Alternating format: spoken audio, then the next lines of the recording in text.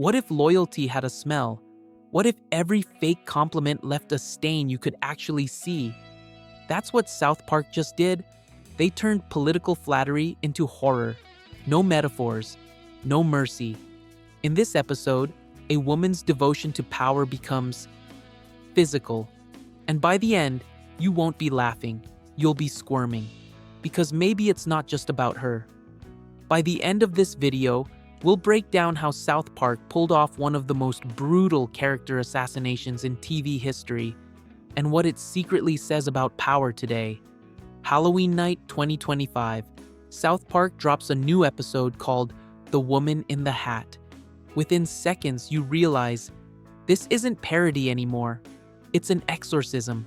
The White House is haunted, not by ghosts, but by loyalty, greed, and ego. And at the center of it all stands Pam Bondi, not as a political figure, but as the high priestess of obedience. Every compliment she gives leaves a mark.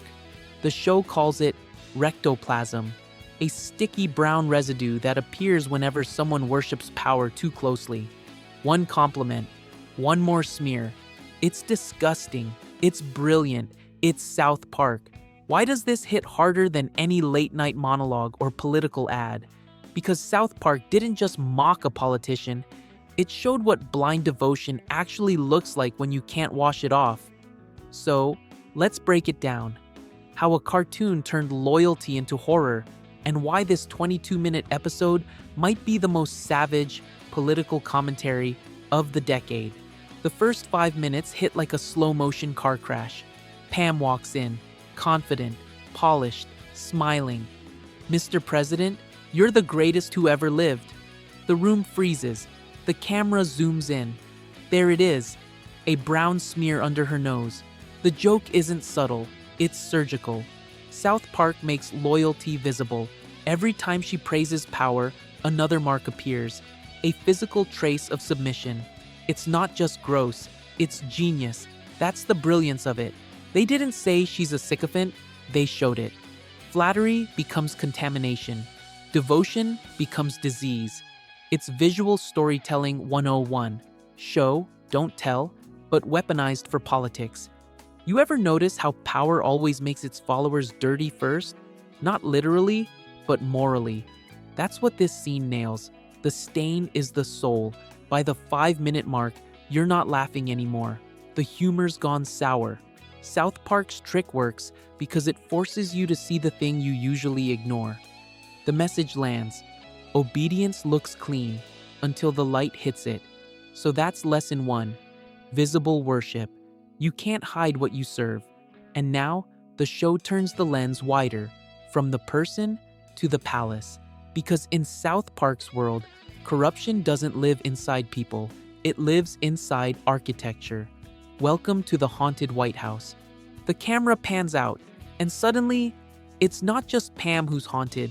It's the entire White House. Hallways flicker, walls hum, advisors whisper like priests in a dying church, and at the center of it all, the president's ego, too big to fit inside the building. In South Park's version, the East Wing is gone, bulldozed to make room for something new, a gold ballroom built entirely for him, a monument to self-worship. "Wait," one aide says, "weren't we building a nursery here?" The line lands like a guillotine. Power doesn't reproduce, it replicates itself. South Park turns architecture into character. The White House isn't just haunted, it's alive, breathing through the fear of everyone inside. Every compliment, every "yes, sir," feeds the ghost in the walls. You can almost hear it. "Keep praising me and I'll let you stay." Ever worked in a place where silence feels dangerous? Where everyone smiles too wide because they're afraid not to? That's this house. It's not a workplace. It's a shrine. Every joke in this scene hits twice, once for the laugh and once for the sting. Because when the system becomes the ghost, there's nowhere left to hide. Even the walls are listening. That's the moment the satire stops being funny. It starts to feel true. By the 7-minute mark, South Park has expanded its haunting, from one woman's face to the entire seat of power. The show's message is clear, and just when you think it can't get darker, the scientists arrive. Because even the truth tellers in this story turn out to be infected too. Just when it seems the horror can't go any deeper, it does. The paranormal investigators arrive. Hazmat suits, scanners, clipboards. They're here to find the source of the haunting. But the haunting is standing right in front of them. They treat Pam like a contaminated specimen. Swabs, tests, numbers. 28% Taco Bell, 14% her own source. The room goes dead silent. South Park doesn't imply corruption, it quantifies it. It's hilarious until it isn't. Because minutes later, those same scientists get caught faking their own data to protect the president.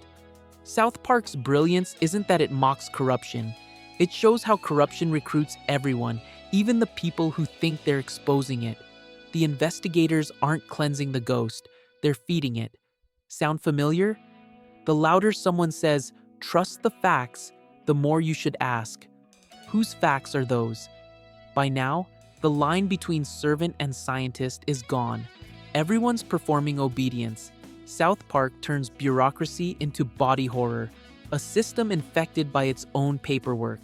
The lesson hits hard. You can't audit a ghost. The haunting spreads through reports, through meetings, through every "yes, sir." South Park isn't mocking individuals anymore. It's autopsying a culture. And now, the ritual begins. Candles, curtains, trembling hands. Because when logic fails, power turns to prayer. The lights dim, curtains close. Everyone gathers around a long dining table, trembling like school kids waiting for detention. Candles flicker, papers rustle. Pam Bondi stands at the head of the table, calm, composed, pretending to lead. Hands on the table, she says, "We're going to speak to the spirit of our president." This isn't a meeting anymore. It's a ritual, a séance for power, but they're not trying to banish the ghost. They're trying to comfort it. "We know you are sad," she whispers. "We know you are lonely." The line sounds maternal, until it sounds insane. This isn't devotion anymore. It's dependence. South Park nails the tone perfectly. A cult ceremony disguised as leadership. Power, in this moment, isn't commanding. It's needy, and every loyalist in the room becomes a caretaker of its ego. Ever notice how real power never begs, but fake power always needs applause? That's what this séance shows. The scariest leaders aren't possessed by demons. They're possessed by insecurity. The ghost screams. Lights explode. Documents fly. Chaos fills the room. Every buried secret clawing its way out. Deleted emails. Fake indictments. Crypto scams. All the lies they swore would stay buried. And through it all, Pam keeps smiling, pretending she's in control, but the audience can see it. She's not leading the ritual. The ritual is consuming her. By the 12-minute mark, the satire reaches its purest form, worship as horror. The haunting doesn't expose corruption, it feeds on it. Every prayer keeps the ghost alive. But South Park isn't done yet. The next scene strips away the ritual and leaves only the aftermath. The smell of smoke, the silence of shame. The exorcism has begun. The séance spirals out of control. Papers burst into flame. Lights explode like flashbulbs. The camera whirls through panic. Aides running, screaming, hiding behind protocol. And at the center of it all, Pam Bondi, still trying to smile, still pretending the chaos is strategy, but the mask is melting, literally. The rectoplasm spreads up her cheeks, across her eyes, dripping down her neck. Every word she speaks adds another layer. He's the greatest, more slime. He's innocent, more decay. By the time she stops talking, she's unrecognizable. South Park doesn't play it for laughs anymore. The room falls silent.